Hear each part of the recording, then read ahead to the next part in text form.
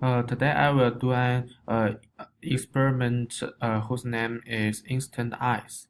So first we get a bottle of water, and this water is put in the refrigerator 2 hours and 45 minutes, and we can see it's still it's still ice. It's still the water phase, and now we touch the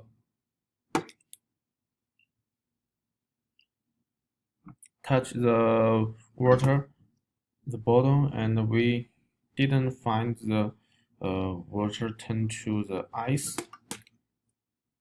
So th this experiment is failed.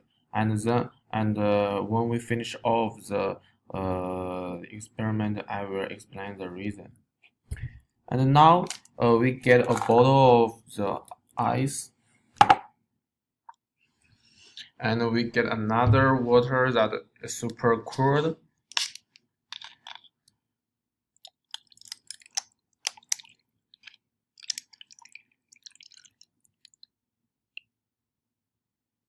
But we didn't find the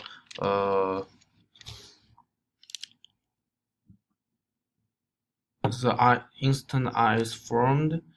And now we will do the third experiment. We pour the super cold water in a bowl, and we put the ice, but we still didn't succeed. But now I will explain the principle of the instant ice. The energy generated from the heat from heat on the side of the bottle forces the super cold water molecules to form a crystal in a process called nucleation. The nucleus ice crystals is all that needed to start a chain reaction of crystallization throughout the entire bottle. Uh, this but all of this of my experiment are failed. So now I will explain the probably reason. First, maybe this water put in the refrigerator is too long, time is too long or too short. So it's not the super cold statement. So this is why we might fail. And the another reason, maybe although it said that this is the pure water, but it's still some other elements in the water. So this might cause our experiment failed.